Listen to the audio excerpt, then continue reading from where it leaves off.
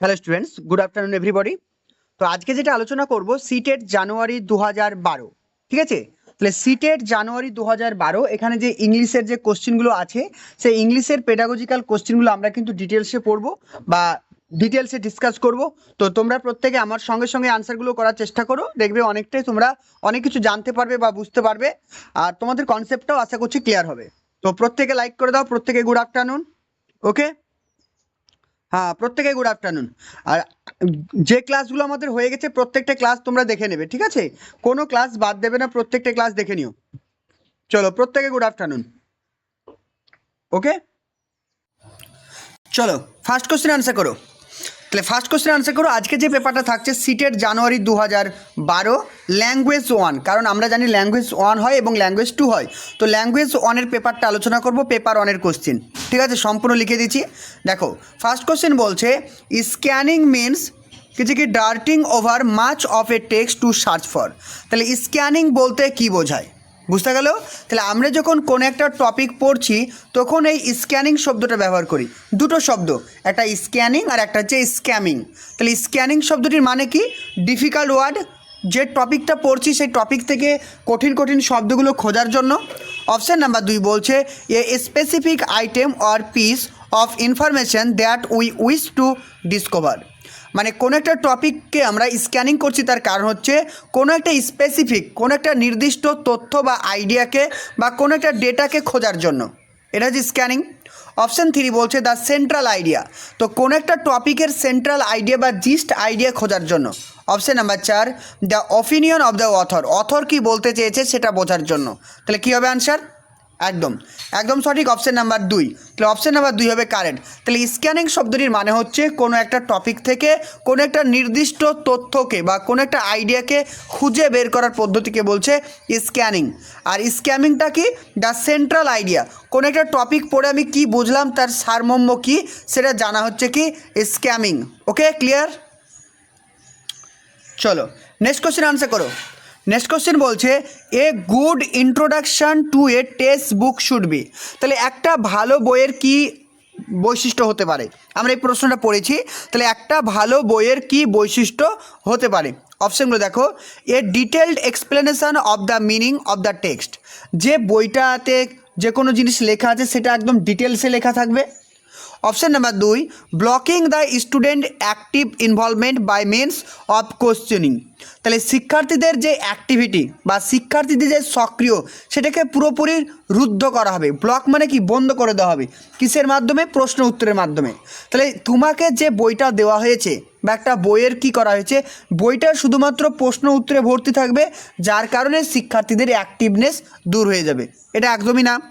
Option number 3 short and to the point. তাহলে এমন একটা বই তোমাকে বেছে নিতে হবে যে বইটা কী হবে, শর্ট হবে, সংক্ষিপ্ত হবে এবং টু দি পয়েন্ট, যেটা প্রয়োজন সেটাই থাকবে।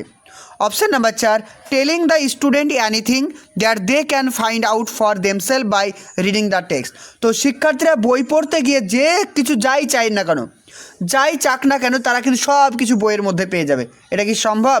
একটা ছোট্ট বইয়ের মধ্যে যদি শিক্ষার্থীরা যা খুঁজতে চায়, যা পেতে চায়, সবই যদি বইয়ের মধ্যেই থাকে, তাহলে বইটার মানে টেক্সট বুক থাকবে না, অনেক মোটা তোমার সহায়িকা বা রেফারেন্স বই হয়ে যাবে। তাহলে ওটা টেক্সট বুকের কিন্তু একটা মানে বৈশিষ্ট্য না।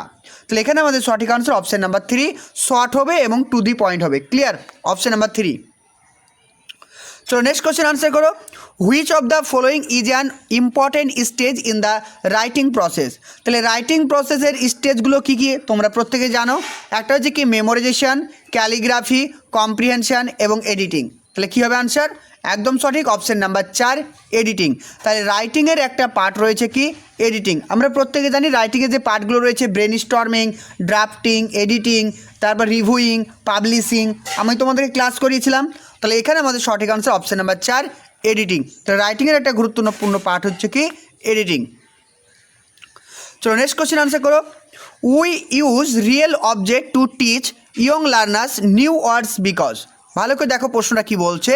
প্রশ্নে বলছে উই ইউজ রিয়েল অবজেক্ট, আমরা বিভিন্ন ধরনের রিয়েল অবজেক্ট ব্যবহার করি, মানে বাস্তব বিভিন্ন বিষয়বস্তু, মানে বাস্তব বিভিন্ন জিনিস আমরা ব্যবহার করি ছোট ছোট বাচ্চাদেরকে পড়ানোর জন্য। কারণ কি? অর্থাৎ ছোট ছোট বাচ্চাদেরকে পড়াতে গিয়ে আমরা বিভিন্ন বাস্তব বস্তু ব্যবহার করি, তার কারণ কি? অপশনগুলো বলছে we can teach vocabulary only through object, আমরা শিক্ষার্থীদেরকে শুধুমাত্র এই অবজেক্ট বা এই বিষয়বস্তুর মাধ্যমেই তাদেরকে ভোকাবুলারি পড়াতে পারি। অপশান নাম্বার 2 বলছে young learners are not capable to abstract thinking, কারণ বাচ্চারা বিমূর্ত চিন্তা করতে পারে না, তাহলে বাচ্চারা বিমূর্ত চিন্তা করতে পারে না এই জন্য। Option number 3 it help learners associate words with object they see in the real life, তাহলে এই জন্যই ব্যবহার করা হয় যাতে ওই বস্তুটার সঙ্গে তারা বাস্তবের কি করতে পারে, একটা সম্পর্ক তৈরি করতে পারে, যে বিষয়টা পড়ছে সে বিষয়টার সম্পর্কে বাস্তবতাটাকে ওই বস্তুর সঙ্গে কম্পেয়ার করতে পারে। Okay. Option 4 it help in teaching the correct spelling of the words, এর মাধ্যমে শিক্ষার্থীদের কারেক্ট স্পেলিং করানোর চেষ্টা করছো। তুমি ধরো আজকে বাচ্চাদেরকে পড়াচ্ছ আলু বেগুন পটল, তো তুমি ওইগুলোকে পড়ানোর সময় যদি তুমি মিড ডে মিলের রুম থেকে আলু বেগুন পটল নিয়ে এসে বাচ্চাদেরকে পড়াও, তাহলে বাচ্চারা কিন্তু ইজিলি আরও ভালো বুঝতে পারবে। তাই এর জন্যই বলা হয়েছে যে এটা কি করে, রিয়েল লাইফের সঙ্গে কানেক্ট করে দেয়। Option number 3।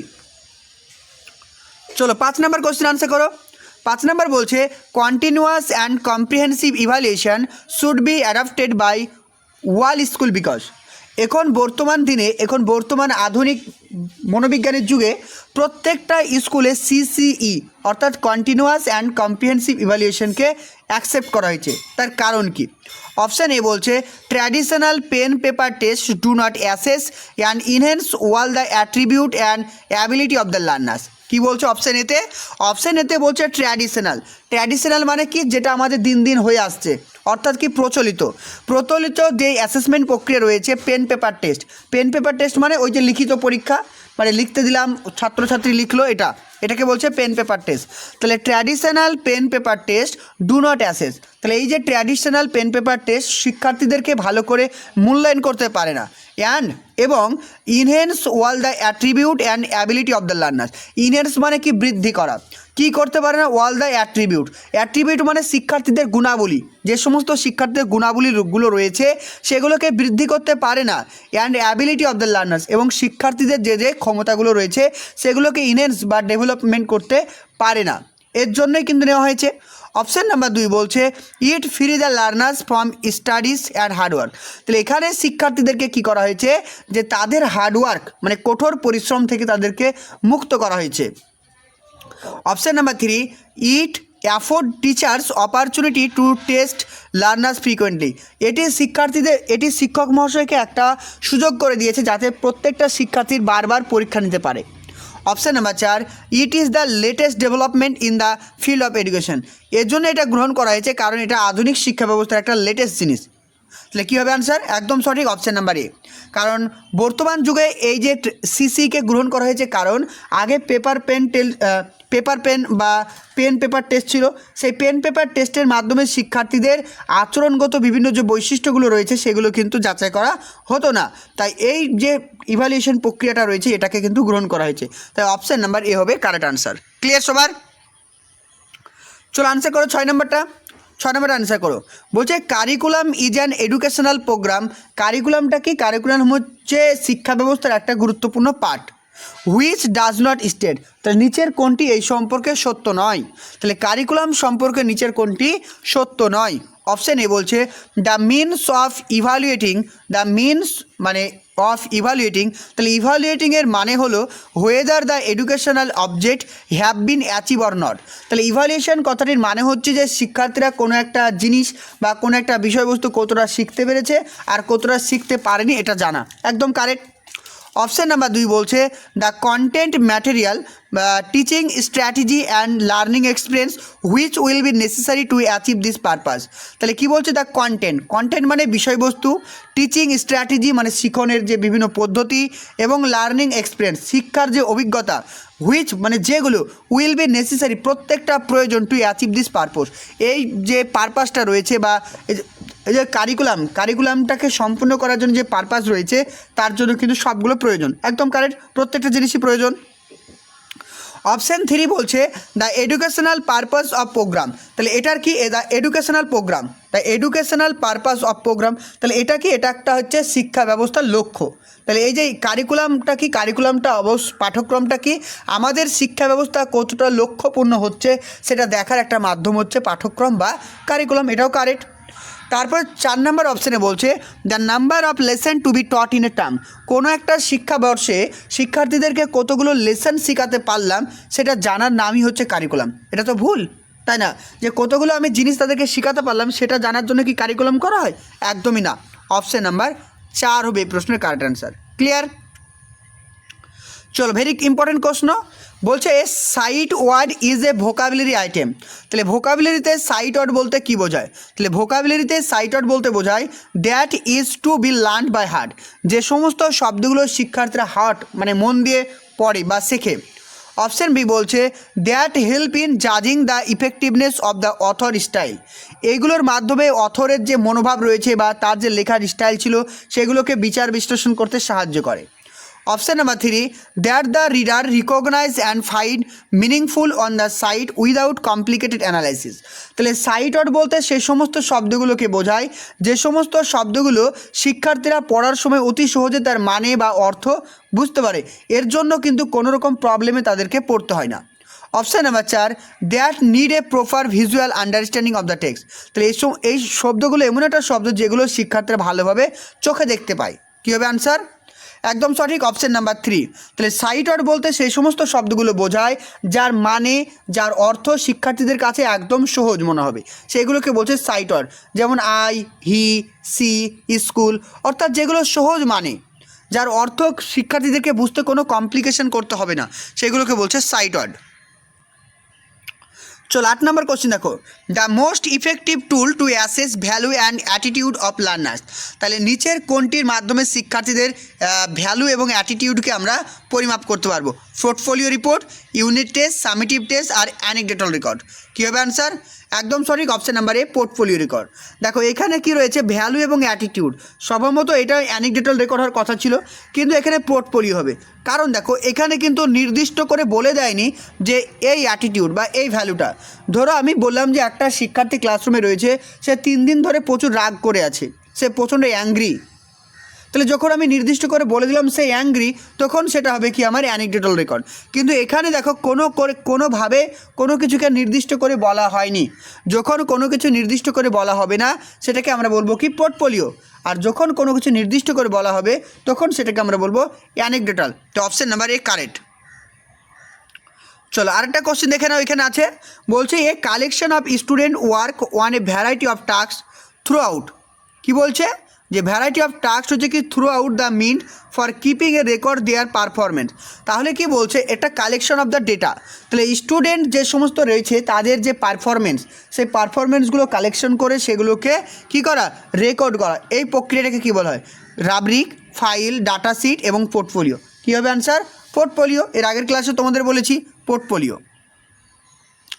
চলো নেক্সট কোশ্চেন দেখো, নেক্সট কোশ্চেন বলছে a teacher engage her learners in a fun activity before beginning a new lesson, মানে কোনো একটা নতুন পড়া বা নতুন একটা পাঠ শুরু করার আগে শিক্ষক মহাশয় কী করলো, শিক্ষার্থীদের নিয়ে একটা মজার কিছু করলো। দিস পারপোজ, এটার এই অ্যাক্টিভিটির প্রধান লক্ষ্য কী? যে কোনো একটা বিষয় পড়ানোর আগে শিক্ষার্থীদের মনে যদি আনন্দ সঞ্চার করা হয় তাহলে এটার লক্ষ্য কী? Option A divert the attention of the learner, শিক্ষার্থীদের যে অ্যাটেনশন বা মনোযোগ সেটাকে ডাইভার্ট করার জন্য। অপশান নাম্বার 2 বলছে reduce the workload of the teacher, শিক্ষক মহাশয় তার ওয়ার্কলোডকে কমানোর জন্য। অপশান নাম্বার 3 বলছে motivate and energetic the learners, শিক্ষার্থীদের মধ্যে মোটিভেশন এবং এনার্জি গড়ে তোলার জন্য। Option number 4 discipline the learners before the লেসনটি শুরু করার আগে শিক্ষার্থীদেরকে ডিসিপ্লিন শেখানো। তাহলে সঠিক আনসার কি? অপশান নাম্বার 3, শিক্ষার্থীদেরকে মোটিভেট করার জন্য এবং তাদের মধ্যে এনার্জি নিয়ে আসার জন্য। অপশান 3। নেক্সট কোশ্চেন দেখো, the main purpose of using oral drills is, the main purpose of using oral drill is to improve pronunciation and accuracy, to enhance the speaking skill of the learners. দেখো প্রশ্নটাকে বুঝে দিই, শিক্ষার্থীদের main purpose of the oral drill, oral drills মানে কি? কথন দক্ষতা, ঠিক আছে, মানে কথা বলা। এই কথা বলার মাধ্যমে আমরা কী করতে চাই? To improve the pronunciation accuracy, তাদের উচ্চারণের নির্ভুলতা ঠিক করা। অপশান 2 বলছে to enhance the speaking skill of the learner, শিক্ষার্থীদের স্পিকিং স্কিলকে বাড়িয়ে তোলার জন্য। Option number 3 to improve the retention capacity of the learner, শিক্ষার্থীদের মুখস্থ করার ক্ষমতাকে বাড়িয়ে তোলার জন্য। Option number 4 to assess the comprehension of the skill of the learner, শিক্ষার্থীদের বোধগম্যতাকে বাড়িয়ে তোলার জন্য। কী হবে আনসার? প্রত্যেক আনসার করো। তাহলে এখানে আমাদের সঠিক আনসার কী হবে? অপশান নাম্বার এ, অর্থাৎ শিক্ষার্থীদের প্রোনাউন্সিয়েশন স্কিলকে বাড়িয়ে তোলার জন্য, অর্থাৎ শিক্ষার্থীদের যে উচ্চারণে যে ত্রুটি রয়েছে সেগুলো সংশোধন করার জন্য শিক্ষার্থীদেরকে প্রচুর পরিমাণে ওরাল ড্রিল দেওয়া হয় বা মৌখিক যে প্র্যাকটিস সেটা কিন্তু দেওয়া হয়। Option number A. চলো নেক্সট কোশ্চেন দেখো, নেক্সট কোশ্চেন আনসার করো। বলছে the best way to sensitive young learners two rhythm and intonation, তাহলে শিক্ষার্থীদেরকে ছোটো ছোটো বাচ্চাদেরকে রিদিম মানে কি ছড়া, ঠিক আছে, রাইম মানে ছড়া, রাইমের যে তাল বা ছন্দ সেগুলো শেখানোর কোনটি ওয়ে মাধ্যম? অপশান কি বলছে দেখো, by making the learners listen to nursery rhythm rhymes and recite them effectively. তো শিক্ষার্থীদেরকে আমি প্রথমত বাচ্চাদের যে সমস্ত রাইমগুলো রয়েছে ছড়াগুলো রয়েছে সেগুলো তাদেরকে আমি শোনাবো এবং তাদেরকে সেগুলো আমি কি করতে বলবো? আবৃত্তি করতে বলবো, খুবই সুন্দরভাবে আবৃত্তি করতে বলবো। Option number 2 by making the learners copy out simple poem in a neat hand writing, তো আমি শিক্ষার্থীদেরকে কি বলবো যে একটা কবিতা লেখা আছে সেটা তোমরা মুখস্থ করে নাও। Option number 3 by explaining the rules of the phonetics in the simple learn, তাহলে যে সমস্ত শব্দগুলো উচ্চারণ করছি, ফনেটিক্স মানে উচ্চারণ, সে তার কি রুলস রয়েছে সেগুলো শেখানো। Option number 4 by reading out poems in different metres and explaining them, by reading out poem, ওই পোয়েমটা বা কবিতাটা তারা সুন্দরভাবে পড়বে বিভিন্ন ডিফারেন্ট মিটারে, অ্যান্ড এক্সপ্লেন দেম, এরা সেটা বর্ণনা করবে। তাহলে কী হবে আনসার? তাহলে শিক্ষার্থীদের মধ্যে রাইম মানে কি বিভিন্ন ছন্দ বা ছড়া শেখানোর প্রধান মাধ্যম হচ্ছে শিক্ষার্থীদেরকে কোনো একটা ছড়া তাদেরকে শোনাতে হবে, তারপরে তাদেরকে সেটাকে রিসাইট বা আবৃত্তি করতে বলতে হবে। সঠিক আনসার অপশান নাম্বার এ। চলো নেক্সট কোশ্চেন দেখো, নেক্সট কোশ্চেন কী বলছে?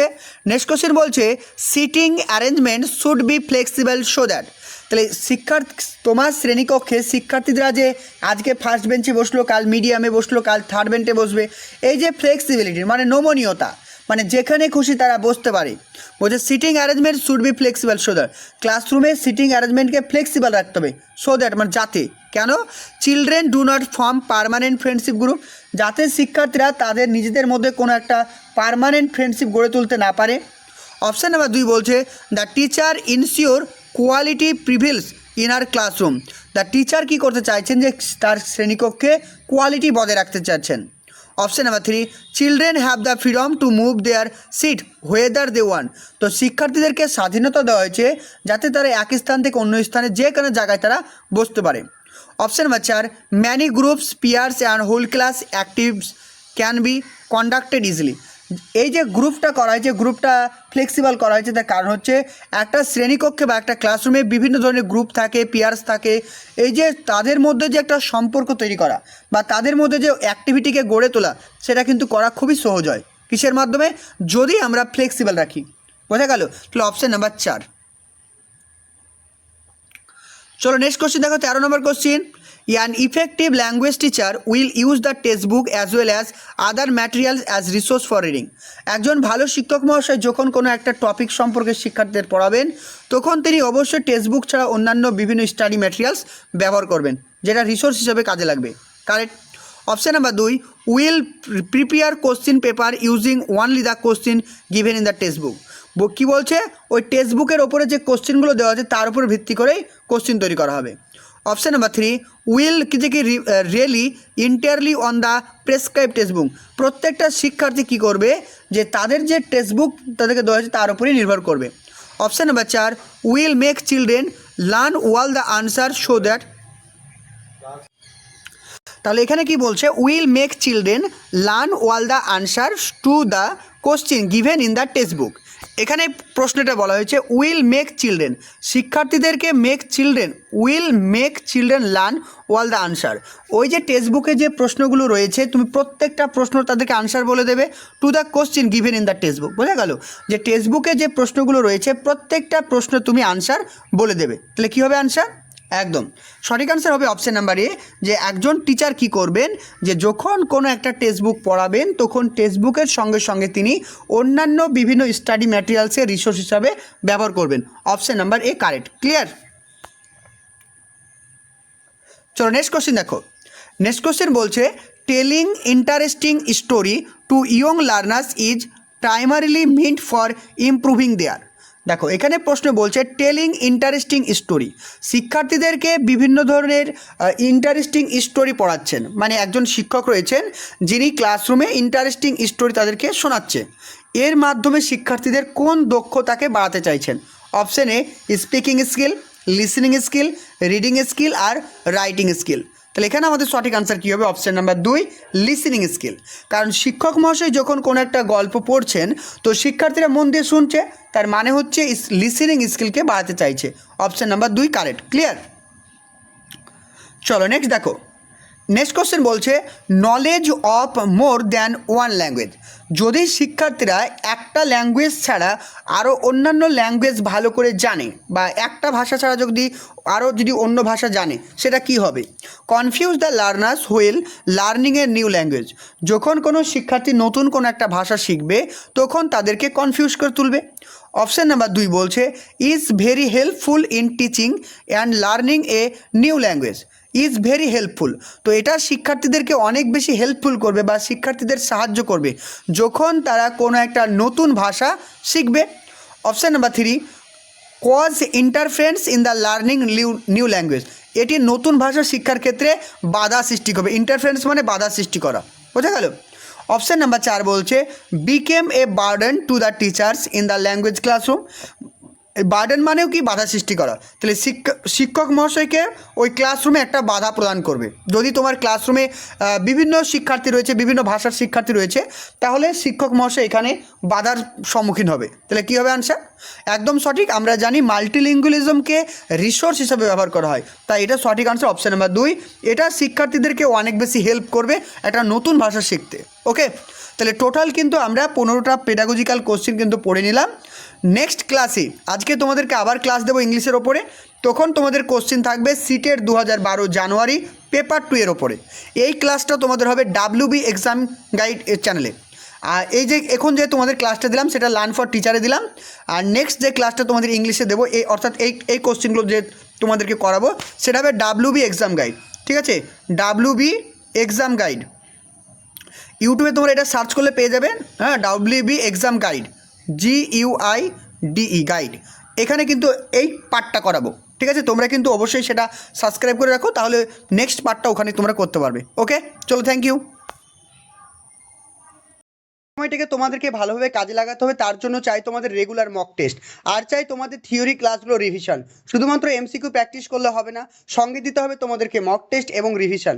তো রিভিশন করার জন্য তোমাদের প্রত্যেকটা টপিক, প্রত্যেকটা সিলেবাসের প্রত্যেকটা টপিককে জাস্ট চোখ বুলিয়ে পড়ার জন্য তোমরা কিন্তু আমাদের লাস্ট মিনিট সাজেশনগুলো বাই করতে পারো। এখানে প্রত্যেকটা সাবজেক্ট একদম টপিক ওয়াইজ কিন্তু নোটস রাখা আছে, যেগুলো পড়লে কিন্তু তোমাদের এই অল্প কয়েকদিনের মধ্যে পুরো সিলেবাসটা তোমরা কভার করতে পারবে। প্রত্যেকটা সাবজেক্ট গ্রামার, বাংলা ব্যাকরণ থেকে যে টপিকগুলো ইম্পর্টেন্ট সমস্ত কিছু এখানে কভার করা আছে। অব্যয়, ক্রিয়ার ভাগ, বাক্য পরিবর্তন, ধ্বনি, যেগুলো আমাদের পরীক্ষার জন্য ইম্পর্টেন্ট প্রত্যেকটা জিনিস রয়েছে। এছাড়াও তোমরা যদি চলে আসো বাংলা পেডাগজিতে, প্রত্যেকটা জিনিস এখানে কিন্তু আমি ইনক্লুড করে দিয়েছি। দেখতে পাচ্ছ প্রত্যেকটা জিনিস এখানে রয়েছে, প্রত্যেকটা টপিক, প্রত্যেকটা সাজানো আছে। পিডিএফগুলো জাস্ট ওপেন করলে তোমরা প্রত্যেকটা জিনিস কিন্তু এখান থেকে পেয়ে যাবে, যেগুলো কিন্তু পরীক্ষার জন্য খুবই হেল্পফুল তোমাদের। জাস্ট পিডিএফগুলো ওপেন করলে তোমরা দেখতে পাবে একদম কালার করে সুন্দর করে রাখা আছে, যেগুলি পরীক্ষাতে খুবই আসে। সিটেটে এখান থেকে প্রচুর প্রশ্ন আসে, প্রত্যেকটা জিনিস হাইলাইট করা আছে। যেগুলো সিটেটের প্রশ্ন সেগুলোকে প্রত্যেকটা জিনিস হাইলাইট করে রাখা আছে, যেগুলো তোমরা কিন্তু অল্প সময়ের মধ্যে রিভিশন করে যেতে পারবে পরীক্ষার আগে। প্রত্যেকটা জিনিস তোমরা এই নোটসের মাধ্যমে পেয়ে যাবে। সঙ্গে থাকবে প্রচুর পরিমাণে আমাদের এমসিকিউ এর ম্যারাথনের কোশ্চেন। আর তোমরা যদি সাইকোলজি চ্যাপ্টারগুলো দেখতে চাও তাহলে এখানে দেখতে পাচ্ছ প্রত্যেকটা চ্যাপ্টার সাইকোলজি রাখা আছে। যদি তোমাদেরকে প্রেসোনা চ্যাপ্টারটা দেখিয়ে দিই তাহলে তোমরা দেখতে পাচ্ছ প্রত্যেকটা জিনিস এখানে লেখা আছে যেগুলো থেকে পরীক্ষায় প্রশ্ন আছে। এই এই জায়গাগুলো থেকে গত বছর কিন্তু তোমাদের পরীক্ষায় প্রশ্ন এসেছিল। সমস্ত জায়গাগুলোকে কিন্তু আমরা কভার করেছি একদম সিটেটের উপর ভিত্তি করে, যেগুলো পড়লে কিন্তু তোমাদের পরীক্ষায় কিন্তু হুবহু কমন আসবে। কিন্তু কনসেপ্ট ক্লিয়ার না থাকলে কখনোই কিন্তু তোমরা এমসিকিউ প্র্যাকটিস করে পরীক্ষায় ভালো রেজাল্ট করতে পারবে না। প্রত্যেকটা জিনিস কিন্তু এখানে সুন্দর করে রাখা আছে। তো তোমরা যারা আমাদের নোটসগুলোকে পারচেস করতে চাইছো, এখন অফার চলছে, শুধুমাত্র 50 টাকা পেমেন্ট করতে হবে। শুধুমাত্র 50 টাকা পেমেন্ট করলে তোমরা প্রত্যেকটা সাবজেক্ট, 5টা সাবজেক্টের থিওরি, কন্টেন্ট এবং এমসিকিউ তোমরা পেয়ে যাবে। শুধুমাত্র 50 টাকা পেমেন্ট করলেই তোমরা প্রত্যেকটা সাবজেক্টের কিন্তু নোটস পেয়ে যাবে। আর আরেকটা কথা তোমাদেরকে বলে রাখি, সঙ্গে তোমাদেরকে দিতে হবে রেগুলার মক টেস্ট। তো মক টেস্টও তোমরা আমাদের সঙ্গে দিতে পারো। আমাদের প্রতিদিন 150 নম্বরে মক টেস্টের আয়োজন করা হয়েছে। শুধুমাত্র 50 টাকা পেমেন্ট করলে তোমরা এক্সাম পর্যন্ত কিন্তু রেগুলার মক টেস্ট দিতে পারবে। আর এক্সামের পরে কিন্তু তোমাদের মেরিট লিস্টের ব্যবস্থা করা হয়েছে, যেখানে তোমাদের স্কোর তোমরা জানতে পারবে, তোমাদের লেভেল তোমরা জানতে পারবে। তো তোমরা দেখতেই পাচ্ছ রেগুলার যে আমরা মক টেস্টগুলো নিয়ে থাকি, সেগুলোর জন্য কিন্তু রেগুলার কিন্তু মক টেস্ট নেওয়া হয়। এখানে কয়েকশো ছেলে মেয়ে কিন্তু রেগুলার মক টেস্ট দিচ্ছে, তাদের স্কোর তোমরা দেখতে পাচ্ছ, তাদের লেভেলটা কোথায়। তো তুমি তোমার লেভেলটা অবশ্যই পরীক্ষার আগে যাচাই করে নাও। আর রেগুলার কিন্তু মক টেস্ট দিতে হবে, না হলে কিন্তু পরীক্ষায় তুমি পিছিয়ে পড়বে। তো তোমরা যারা মক টেস্ট দিতে চাইছো বা আমাদের লাস্ট মিনিট সাজেশনগুলো পারচেস করতে চাইছো, অবশ্যই স্ক্রিনে যে নাম্বারটি রয়েছে সেই নাম্বারটিতে কন্ট্যাক্ট করো। Thank you.